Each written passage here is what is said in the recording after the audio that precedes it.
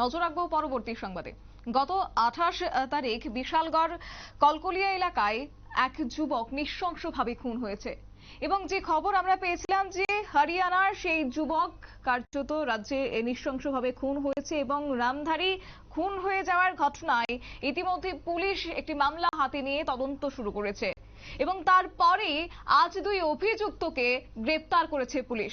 এবং যে খবর আমরা পেয়েছি যে অভিযুক্ত স্বামী স্ত্রীকে ঘটনাস্থলে নিয়ে গিয়ে খুনের দৃশ্য কার্যত তারা দেখিয়েছেন এবং একই সঙ্গে সেই ঘটনাস্থল থেকে ধারালো অস্ত্র তারা উদ্ধার করেছে পুলিশ, এমনটা খবর। বিস্তারিত কি রয়েছে শুনুন। সুমিত দেববর্মা এবং গীতারানী দেববর্মা দুজনকে আমরা অ্যারেস্ট করেছি, আইডেন্টিফিকেশন হয়েছে, তারা পুলিশ রিমান্ডে আছে বর্তমানে আমাদের থানাতে। তো দীর্ঘ 4 দিন জিজ্ঞাসাবাদের পর আজকে তারা যেই জায়গাতে মার্ডারটা করিয়েছে ওইটার রিকনস্ট্রাকশনের জন্য আমরা কালকেই আমাদের এসডিএম এর মাধ্যমে এক্সিকিউটিভ ম্যাজিস্ট্রেট চেয়েছি। Executive magistrate Gobinda Debbarma sir সকালবেলায় থানাতে এসেছেন।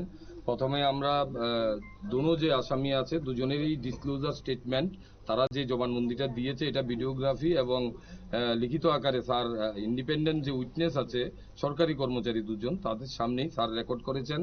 রেকর্ড করার পর আমরা ওই ওপেন অফেন্স যেটা দিয়ে তাকে মার্ডার করা হয়েছিল সেটা উদ্ধার করার জন্য আমরা ঘটনাস্থলে এসেছি।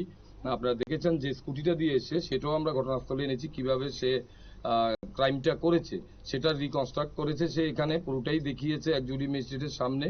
তো এখানে স্কুটি দিয়ে আসার পর কিভাবে সে ঘটনাস্থলে গেল, ঘটনাস্থলে গিয়ে কিভাবে সে মার্ডারটা করেছে সেটা দেখিয়েছে, সেটা আমরা ভিডিওগ্রাফি করেছি, আপনারা দেখেছেন।